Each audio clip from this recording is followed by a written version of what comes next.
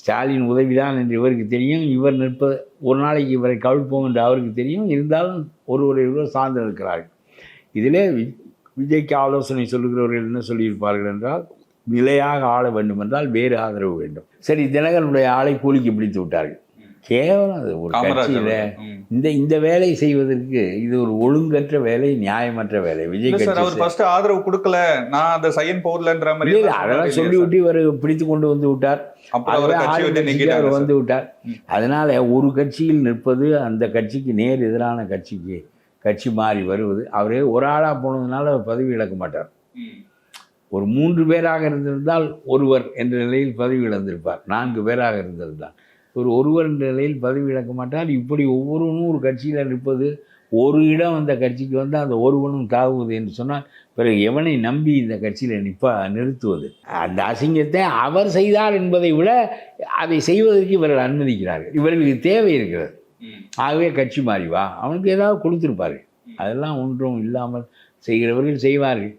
அதனாலே ஒரு பயனும் இல்லாமல் அவனுக்கு இடமா இருக்கிறான்.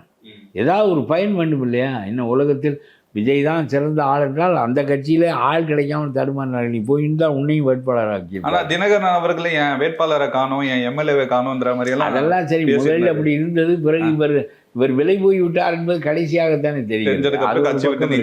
அப்படி ஒரு ஆளை இவர்கள் தூக்கி விட்டார்கள். அது நல்ல அரசியல் இல்லை, அதை விட மோசமான அரசியல். அதிமுகவுக்குள் போய் உனக்கு ஆதரவு கொடுப்பதில்லை என்று முடிவு செய்து வைத்திருக்கிற அதிமுக கட்சியினுடைய நிலைப்பாடு. அவர்களில் ஒரு பகுதியினர் ஆசைப்படுகிறவர்கள் இவருக்கு தூது விடுகிறார்கள். செங்கோட்டையன் மூலம் இந்த பரிமாற்றங்கள் எல்லாம் நடக்கின்றன. பிறகு அந்த கட்சியை பிளந்து கொண்டு வந்தால்தான் இங்கே சேர முடியும். ஒருவன் 4 பேரெல்லாம் வந்தால் அது ஒன்றும் பயனில்லை. இந்த 10 பேர் ஏற்கனவே இருக்கிறார்கள். இந்த 10 பேரையும் தாண்டிய எண்ணிக்கையில் இருந்தால்தான் விஜயினுடைய ஆட்சியை நிலைநிறுத்த முடியும். ஆகவே விஜய் என்ன சொல்லுகிறார்? பெருவாரியான எண்ணிக்கையில் நீங்கள் வந்தால் மந்திரி பதவியும் தருகிறேன். அப்படி சொல்லியிருக்காங்களா சார்? சொல்லாம எதுக்கு வரல? அப்புறம் எதுக்கு நீ சேர்த்துக்கிற? நீ எதுக்கு போய் அவனுக்கு பீதாம்பரம் பொறுத்துற?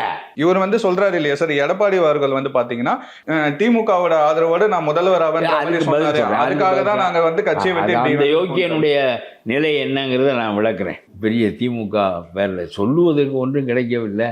இவ அடுத்த வீட்டுக்காரனோட பார்த்து சிரிச்சான்னு சொல்கிற மாதிரி ஏதாவது ஒன்று சொல்லுவார்கள். அது ஒரு பக்கம் இருக்கட்டும். இப்போ நான் முதல்ல சொல்கிறேன் அதை. ஆகவே இன்னொரு கட்சியிலிருந்து எண்ணிக்கையில் கூடியவர்கள் வந்தால் நம்முடைய ஆட்சி நீடித்து நிற்கும். அவர்களுக்கு உரிய என்ன மந்திரி பதவிக்கு சாவேன், பிறகு கொடுத்து விட்டு போகலாம் என்று கருதினார்கள். எடப்பாடி சொல்லி 6 பேருக்கு மந்திரி பதவி கொடுக்குறேன்ற மாதிரி வேறம் பேசியிருக்காங்கன்ற மாதிரி எடப்பாடி சொல்லி 6 பேருக்கு கிடைக்கும். மிச்சவர்களுக்கு எப்படி கிடைக்கும்? அவன் எதுக்கு போகணும்?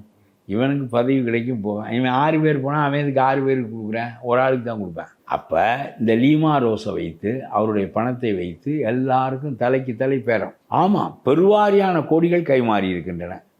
அதனால தான் லீமா ரோஸ் சேர்த்த கூட்டம் தான் வேலுமணி அவர்கள். வேலுமணியால் இதை சேர்க்க முடியாது.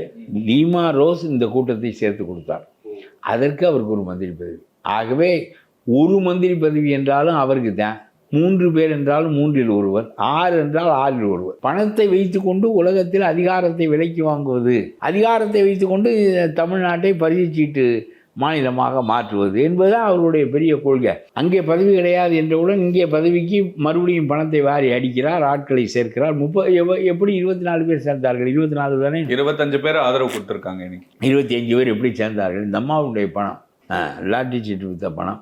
ஆக தமிழ்நாட்டு அரசியல் லாட்டரி சீட்டு மருமகன், லாட்டரி சீட்டு மாமியார், புதுச்சேரியில் மகன் என்று இவர்கள் கைக்கு இந்த தமிழ்நாட்டு அரசியல் போவதென்றால் இவர்கள் என்ன மக்களின் மீது உள்ள நல் எண்ணத்தினாலா இவர்களெல்லாம் அரசியலுக்கு வருகிறார்கள்?